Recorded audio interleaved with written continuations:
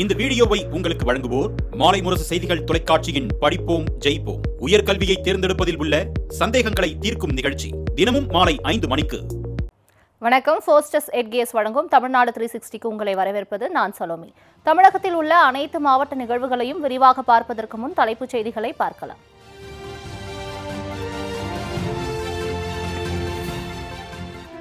ராணிப்பேட்டை அம்மூர் ஒழுங்குமுறை விற்பனை கூடத்தில் குவியும் நெல் மூட்டைகள்.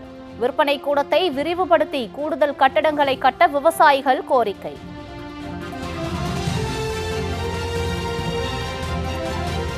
காங்கேயம் சார் பதிவாளர் அலுவலக கட்டடப் பணி ஓராண்டாக கிடப்பில் போடப்பட்டுள்ள அவலம். தற்காலிக அலுவலகத்தில் போதிய இடவசதியின்றி பொதுமக்கள் அவதி.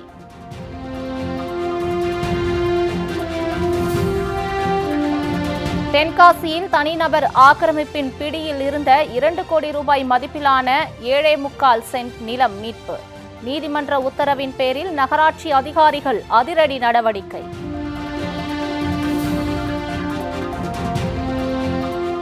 வந்தவாசியில் சிமெண்ட் காரைகள் பெயர்ந்து எலும்புக்கூடு போல் காட்சி அளிக்கும் மின்கம்பம். அசம்பாவிதம் நிகழும் முன் சீரமைக்க பொதுமக்கள் கோரிக்கை.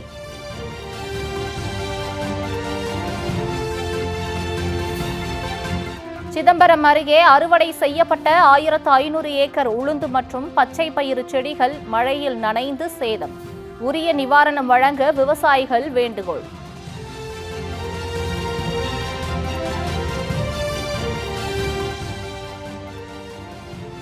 தர்பூசணி பழத்தில் ரசாயனம் கலப்பதாக வெளிவந்த தகவலால் பாதிக்கப்படும் விவசாயிகள்.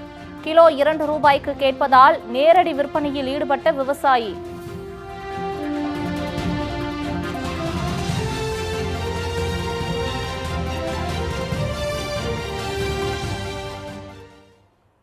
இனி விரிவான செய்திகளை பார்க்கலாம். ராணிப்பேட்டை அம்மூர் ஒழுங்குமுறை விற்பனை கூடத்தை விரிவுபடுத்தி கூடுதல் கட்டடங்களை கட்ட வேண்டும் என்று விவசாயிகள் கோரிக்கை விடுத்துள்ளனர். ஒருங்கிணைந்த வேலூர் மாவட்டத்தில் ராணிப்பேட்டை அம்மூர் ஒழுங்குமுறை விற்பனை கூடம் பெரிய விற்பனை கூடமாக செயல்பட்டு வருகிறது. இங்கு விவசாயிகள் கொண்டு வரும் நெல் மூட்டைகள் அனைத்தும் டெண்டர் மூலமாகவே விற்பனை செய்யப்பட்டு வருகிறது. அத்துடன் விவசாயிகளுக்கான பணமும் உடனுக்குடன் நேரடியாக வங்கிக் கணக்கில் செலுத்தப்பட்டு வருவதாலும் மற்ற இடங்களை விட இங்கு அதிக விலை கிடைப்பதாலும் நாள்தோறும் ராணிப்பேட்டை, ஆற்காடு, ஆரணி, சோளிங்கர், திருத்தணி, திருவண்ணாமலை உள்ளிட்ட பல பகுதிகளில் இருந்து விவசாயிகள் நெல் மூட்டைகளை விற்பனைக்கு கொண்டு வருகின்றனர். நாளுக்கு நாள் நெல் மூட்டைகள் அதிக அளவில் கொண்டு வரப்படுவதால் ஆண்டுதோறும் விற்பனை அதிகரித்து வருகிறது. இதனால் நெல் மூட்டைகளை திறந்த வெளியில் வைக்க வேண்டிய நிலை ஏற்படுவதால் திடீரென மழை ஏற்பட்டால் விவசாயிகளுக்கு பெரும் நஷ்டம் ஏற்படுகிறது.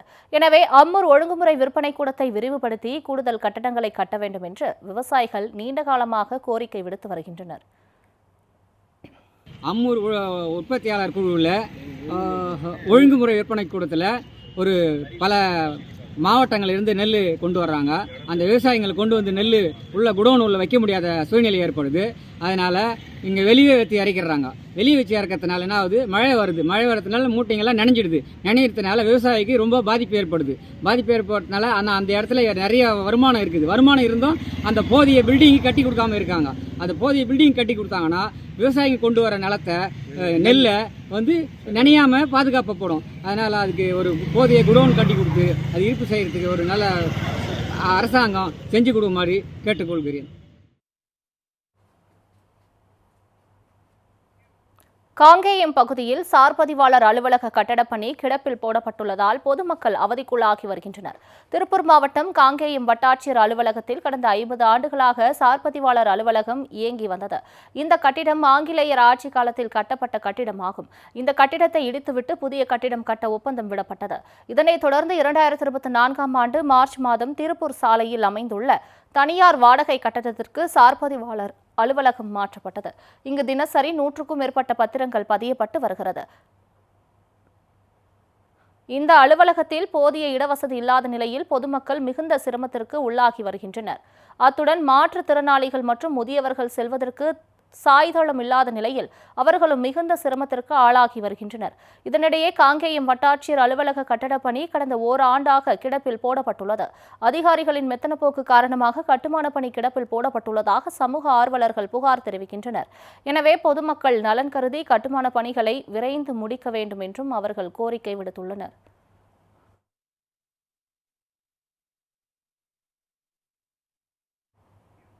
சிதம்பரம் அருகே 1500 ஏக்கர் அளவில் அறுவடை செய்யப்பட்ட உளுந்து மற்றும் பச்சை பயிறு செடிகள் மழையில் நனைந்து சேதமடைந்ததால் வேதனை அடைந்துள்ள விவசாயிகள் உரிய நிவாரணம் வழங்க வேண்டும் என்று கோரிக்கை விடுத்துள்ளனர். கடலூர் மாவட்டம் சிதம்பரம் அருகே உள்ள பெருங்காலூர், முகையூர், சிறுகாலூர், வடம்பூர், மணலூர் உள்ளிட்ட பல்வேறு கிராமங்களில் சுமார் 1500க்கும் மேற்பட்ட ஏக்கரில் உளுந்து மற்றும் பச்சை பயிறு சாகுபடி செய்யப்பட்டது. பயிர்கள் நன்கு விளைந்து தற்போது அறுவடை பணிகள் நடைபெற்று வரும் நிலையில் அறுவடை செய்யப்பட்டு வரும் நிலையில் திடீரென கோடை மழை கொட்டி தீர்த்தது. 3 மணி நேரத்திற்கு மேலாக கொட்டி தீர்த்த மழையால் அறுவடை செய்யப்பட்டு விளை நிலங்களில் வைக்கப்பட்டிருந்த உளுந்து மற்றும் பச்சை பயிறு செடிகள் அனைத்தும் மழையில் நனைந்து சேதமடைந்தன. பயிர்கள் அனைத்தும் ஈரப்பதத்துடன் இருப்பதால் அதனை காய வைப்பதற்கு 3 முதல் 5 நாட்கள் ஆகும் எனவும் அதற்குள் முளைத்துவிடும் என்பதால் விவசாயிகள் கவலையடைந்துள்ளனர். எனவே பயிர் காப்பீட்டு திட்டத்தின் மூலம் உரிய நிவாரணம் வழங்க வேண்டும் என்றும் விவசாயிகள் அரசுக்கு கோரிக்கை விடுத்துள்ளனர்.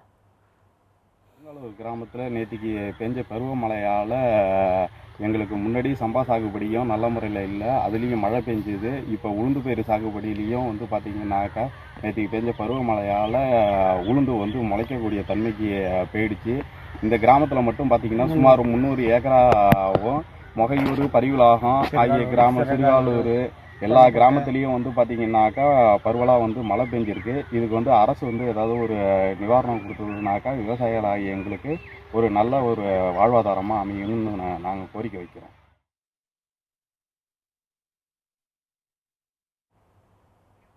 தென்காசியில் தனிநபர் ஆக்கிரமிப்பின் பிடியில் இருந்த 2 கோடி ரூபாய் மதிப்பிலான நிலத்தை நகராட்சி அதிகாரிகள் அதிரடியாக மீட்டனர். தென்காசி நகராட்சியில் 33 வார்டுகள் உள்ளன. நகராட்சிக்கு சொந்தமான பல்வேறு இடங்கள் தனிநபர்கள் ஆக்கிரமிப்பில் இருந்து வருகிறது. இதுபோன்ற ஆக்கிரமிப்பு நிலங்களை மீட்கும் பணியில் தற்போது நகராட்சி நிர்வாகம் ஈடுபட்டுள்ளது. அந்த வகையில் நகராட்சிக்கு உட்பட்ட 6வது வார்டு செங்குந்தர் தெருவில் 2 கோடி ரூபாய் மதிப்பிலான 7.25 சென்ட் நிலத்தை தனிநபர் ஒருவர் ஆக்கிரமித்து வைத்திருந்ததாக கூறப்படுகிறது. இந்த நிலத்தை மீட்கும் வகையில் நகராட்சி நிர்வாகம் தென்காசி மாவட்ட முதன்மை நீதிமன்றத்தில் கடந்த 2016இல் வழக்கு தொடர்ந்தது. இந்த வழக்கில் இந்த நிலம் நகராட்சிக்கு சொந்தமானது என்றும் நிலத்தை மீட்கவும் நீதிமன்றம் உத்தரவிட்டது.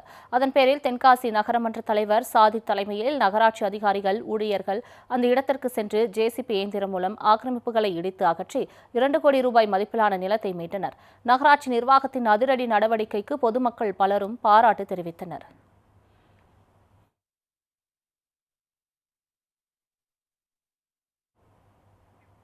வந்தவாசியில் மின்கம்பம், சிமெண்ட் காரைகள் பெயர்ந்து கம்பிகள் தெரியும் அளவிற்கு ஆபத்தான நிலையில் இருப்பதால் பொதுமக்கள் அச்சமடைந்துள்ளனர்.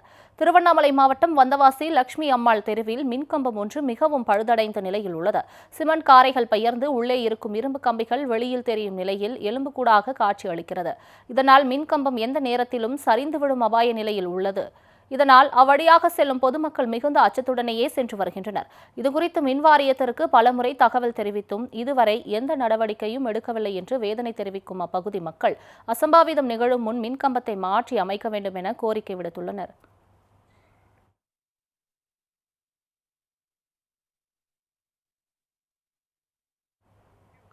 காஞ்சிபுரம் மாநகராட்சி குப்பை கிடங்கு தொடர்ந்து 1 வாரமாக பற்றி எரிந்து வருவதால் அப்பகுதி மக்கள் மிகுந்த அவதிக்குள்ளாகி வருகின்றனர். காஞ்சிபுரம் மாநகராட்சியில் 51 வார்டுகள் உள்ளன. இந்த வார்டுகளில் குப்பைகளை சேகரித்து தரம் பிரிக்கும் பணி தனியார் நிறுவனத்திடம் ஒப்பந்தம் போடப்பட்டுள்ளது. இதற்காக மாதம் 1,60,00,000 அந்த நிறுவனத்திற்கு வழங்கப்பட்டு வருகிறது. அதன் அடிப்படையில் அந்த நிறுவனம் தினந்தோறும் 100 டன் குப்பைகள் வரை சேகரித்து காஞ்சிபுரம் அடுத்த திருக்காலிமேடு பகுதியில் செயல்பட்டு வரும் குப்பை கிடங்கில் சேகரித்து அங்கு குப்பைகளை தரம் பிரிக்க வேண்டும் என்பது நிபந்தனை. ஆனால் குப்பைகள் தரம் பிரிக்கப்படாமல் மலை போல் குவிந்து வைக்கப்படுவதாக புகார் எழுந்த வண்ணம் உள்ளது. அத்துடன் இந்த குப்பைகள் அவ்வப்போது கொளுத்தப்படுவதால் அப்பகுதி மக்கள் மூச்சு திணறல் உள்ளிட்ட பாதிப்புகள் ஏற்படுகின்றன. இந்நிலையில் கடந்த 1 வாரமாக குப்பைகள் எரிந்து வருவதால் அப்பகுதி மக்கள் மிகுந்த அவதிக்குள்ளாகி வருகின்றனர்.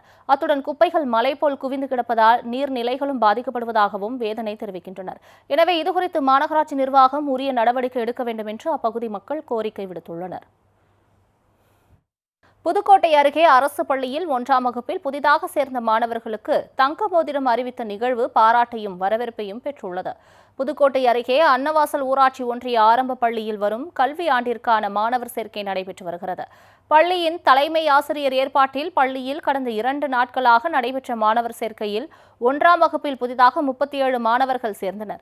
மேலும் மாணவர் சேர்க்கையை அதிகப்படுத்தும் விதமாக பள்ளி ஆசிரியர்கள் சேர்ந்து 37 மாணவர்களில் குலுக்கல் முறையில் தங்க மோதிரம் வழங்க 2 மாணவர்களை தேர்வு செய்தனர். பெற்றோர்கள் முன்னிலையில் சரண், பாலகுமரன் என 2 மாணவர்கள் தேர்வு செய்யப்பட்ட நிலையில் அந்த மாணவர்களுக்கு மாவட்ட முதன்மை கல்வி அலுவலர் சண்முகம் கலந்து கொண்டு தலா 1 கிராம் தங்க மோதிரத்தை அணிவித்து பாராட்டினார்.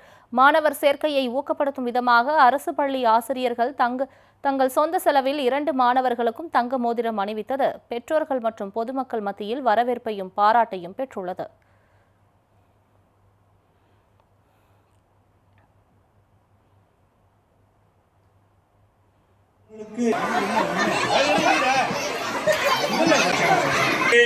சிறப்பாக நடத்தி கொண்டிருக்கும் பள்ளி பொறுப்பு.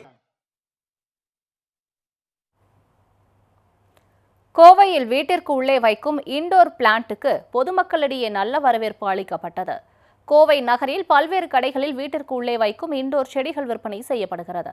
இந்த செடிகள் syngonium, snake plant, succulent cactus, money plant, peace lily ஆகிய செடிகளாகும். இந்த செடிகள் சிறிய ரப்பர் பானையில் வைத்து வளர்க்கப்படுகின்றன. இந்த நிலையில் 150 முதல் 400 ரூபாய் வரை விற்பனையாகும் இந்த செடிகள் பொதுமக்களிடையே நல்ல வரவேற்பை பெற்றுள்ளன. குறிப்பாக கிட்ஸ் பொருட்களாகவும் வீட்டுக்கு அழகு சாதனமாகவும் வைக்கப்படுகிறது. இதுபோன்ற இண்டோர் பிளான்ட்ஸ் விற்பனையில் மாற்றுத்திறனாளிகள் மற்றும் கல்லூரி மாணவிகள் உள்ளிட்டோருக்கு வாழ்வாதாரத்தை தேடித் தருகின்றன. மேலும் வீட்டிற்குள்ளே வைக்கப்படும் செடிகள் மனதுக்கு புத்துணர்வு தருவதுடன் பாசிட்டிவ் எனர்ஜி தரும் என நிர்வாகிகள் தெரிவிக்கின்றனர். ஸோ இங்கே எப்படின்னா லைக் பாட்ஸ் நாங்கள் வந்துட்டு நிறையா கேரிகேச்சர்ஸ் இல்லை ஃபேஸஸ், கோட்ஸ் அந்த மாதிரிலாம் ஸ்கெட்ச் பண்ணுறோம். இப்போ நாங்கள் வந்துட்டு like open for sale, like நாங்கள் ஒரு தனி ஷாப்பாக வைக்காமல் ஆல்ரெடி எக்ஸிஸ்டிங் அவுட்லெட்ஸில் நிறைய இடத்துல டிஸ்பிளே பண்ணியிருக்கோம். எக்ஸாம்பிள் ஸ்வீட் ஸ்மித், தேசி தம்லிங்ஸ், அதுக்கப்புறம் பாட்ரன்ஸ் அண்ட் மஹில் பொட்டிக் அந்த மாதிரி பிளேசஸில் வந்து இந்த மாதிரி லைக் டிஸ்பிளே பண்ணியிருக்கோம். ஸோ இங்கே பிடிச்சிருந்தா உங்களுக்கு பாட்ஸ் பிடிச்சிருந்தா நீங்கள் இங்கேயே லைக் ஸ்கேன் பண்ணி பே பண்ணி வாங்கிட்டு போய்க்கலாம். இல்லை உங்களுக்கு கஸ்டமைஸ்டாக வந்து அவங்க ஃப்ரெண்ட்ஸுக்கு கிஃப்ட் பண்ணுறதுக்காக அவங்க கேரிகேச்சர் ஃபேஸஸ் ஸோ அந்த மாதிரி வேணும்னாலும் நீங்கள் கஸ்டமைசேஷன்ஸும் வந்து அவைலபிள்.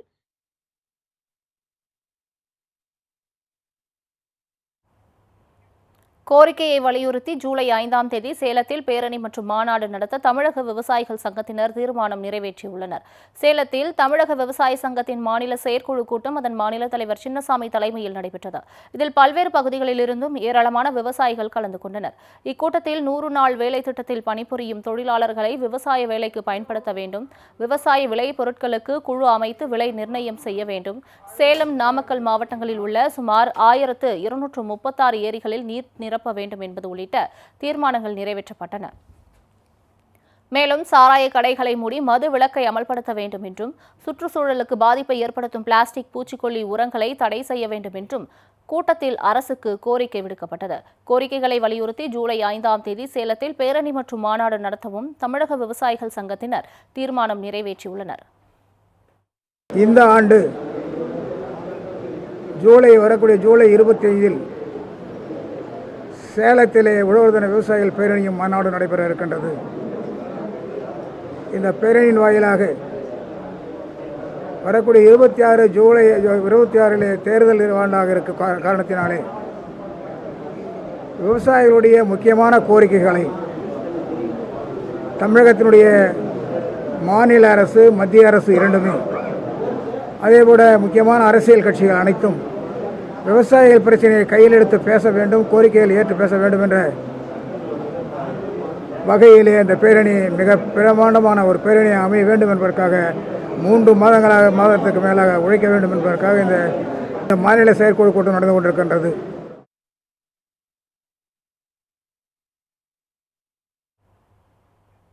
திருப்பத்தூரில் அரசு பள்ளியில் மாணவர்களை சேர்ப்பதற்காக சீர்கொண்டு வந்த பெற்றோரை ஆசிரியர்கள் ஆரத்தி எடுத்து வரவேற்றனர். சிவகங்கை மாவட்டம் திருப்பத்தூர் கீழரத வீதியில் அமைந்துள்ள ஊராட்சி ஒன்றிய ஆரம்ப பள்ளியில் மாணவர்கள் சேர்க்கை பேரணி விழா நடைபெற்றது. இப்பள்ளியில் வருகின்ற 2025 மற்றும் 26 கல்வியாண்டில் 1ஆம் வகுப்பில் சேரவுள்ள 10 மாணவர்களுக்கு வட்டார கல்வி அலுவலர் குமார், பேரூராட்சி மன்ற தலைவர் கோகிலராணி ஆகியோர் மாலைகள் அணிவித்து வாழ்த்துகள் தெரிவித்தனர். 5 வயது பூர்த்தியான குழந்தைகளை அரசு பள்ளியில் சேர்ப்போம் உள்ளிட்ட வாசகங்கள் அடங்கிய பதாகைகள் ஏந்தியபடி மாணவர்கள் தங்களது பெற்றோர்களுடன் கோட்டை கருப்பூர் கோவிலில் இருந்து பள்ளிக்கு பேரணியாக அழைத்து வரப்பட்டனர். அப்பகுதி பொதுமக்களும் மாணவர்களுடன் இணைந்து சீரெடுத்து பேரணியாக வந்தனர். இவர்களை தலைமை ஆசிரியர் மற்றும் ஆசிரியர்கள் ஆரத்தி எடுத்து வரவேற்றனர். தொடர்ந்து கூலிங் சீட் என்ற மேற்கூரை திறந்து வைக்கப்பட்டது. தொடர்ந்து நடைபெற்ற ஆண்டு விழாவில் பல்வேறு கலை நிகழ்ச்சிகள் நடைபெற்றது. அத்துடன் பள்ளி கட்டடத்தை கான்கிரீட் கட்டடமாக மாற்றித்தர தலைமை ஆசிரியர் கோரிக்கை விடுத்தார்.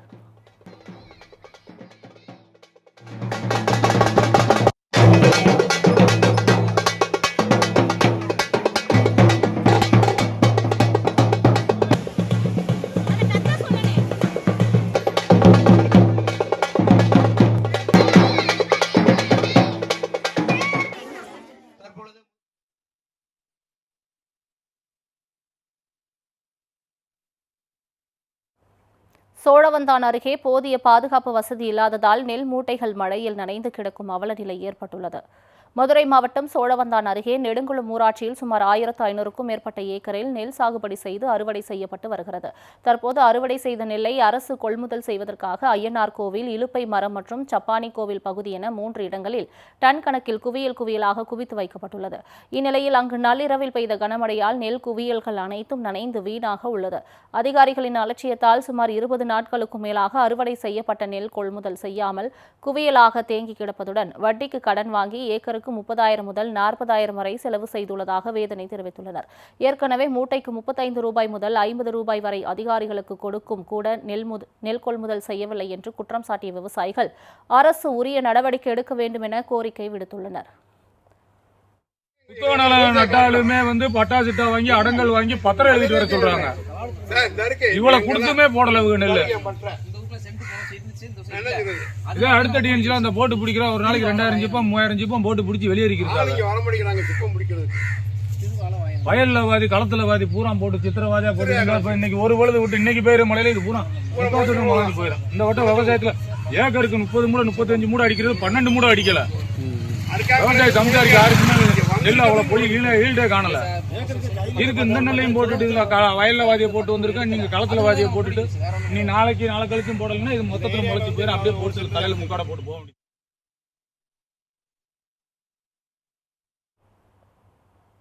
ஃபோஸ்டஸ் எட்கேஸின் தமிழ்நாடு 360ல் அடுத்து வருவது உங்கள் ஊர் நிகழ்வுகளை விரைவாக வழங்கும் உள்ளூர் எக்ஸ்பிரஸ்.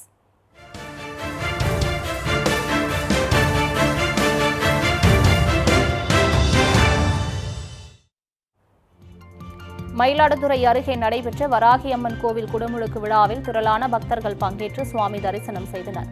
மயிலாடுதுறை மாவட்டம் மணல்மேடு அருகே உள்ள வராகியம்மன் கோவில் திருவிழா கடந்த 25ஆம் தேதி காப்பு கட்டுதலுடன் தொடங்கிய நிலையில் இன்று குடமுழுக்கு விழா கோலாகலமாக நடைபெற்றது.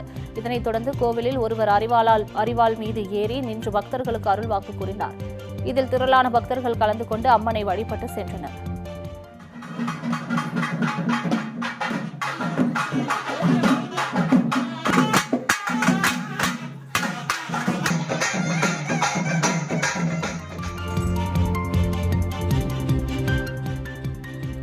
ஆண்டிப்பட்டி அருகே உள்ள முத்தாலம்மன் கோவிலில் பங்குனி திருவிழா கோலாகலமாக நடைபெற்று வருகிறது.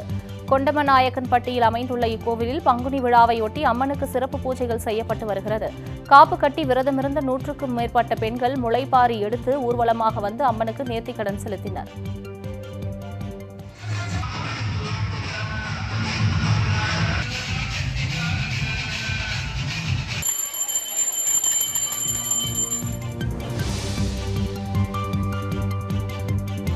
கொடைக்கானல் அருகே வீடுகளை காலி செய்ய கூறிய அதிகாரிகளை கண்டித்து ஆட்டுப்பண்ணை வளாகத்தில் கிராம மக்கள் போராட்டத்தில் ஈடுபட்டனர். திண்டுக்கல் மாவட்டம் கொடைக்கானல் மேல்மலை கிராமம் மன்னவனூரில் ஆட்டுப்பண்ணை மற்றும் மன்னவனூர் ஏரி அமைந்திருக்கிறது. இங்கு வரும் சுற்றுலா பயணிகள் போக்குவரத்து நெரிசல் காரணமாக ஆக்கிரமிப்பு செய்துள்ள வீடுகள் மற்றும் கடைகளை காலி செய்ய அதிகாரிகள் கூறியுள்ளனர். இதனை கண்டித்து அக்கிராம மக்கள் ஆட்டுப்பண்ணை வளாகத்தில் அமர்ந்து கவன ஈர்ப்பு போராட்டத்தில் ஈடுபட்டனர். கோவையில் ஒரே நாளில் 3 பாம்புகளை பிடித்த வன உயிரின பாதுகாப்பு குழுவுக்கு பாராட்டுகள் குவிந்து வருகிறது. கோவை நகர மற்றும் புறநகர் பகுதிகளான போத்தனூர், சூலூர், சிந்தாமணிபுதூர் மற்றும் சிங்காநல்லூர் ஆகிய பகுதிகளில் ஒரே நாளில் 3 பாம்புகள் வெற்றிகரமாக மீட்கப்பட்டன. வன உயிரின பாதுகாப்பு குழுவின் உறுப்பினர் மோகன் மீட்கப்பட்ட பாம்புகளை அடர்ந்த வனப்பகுதியில் விடுவித்தார்.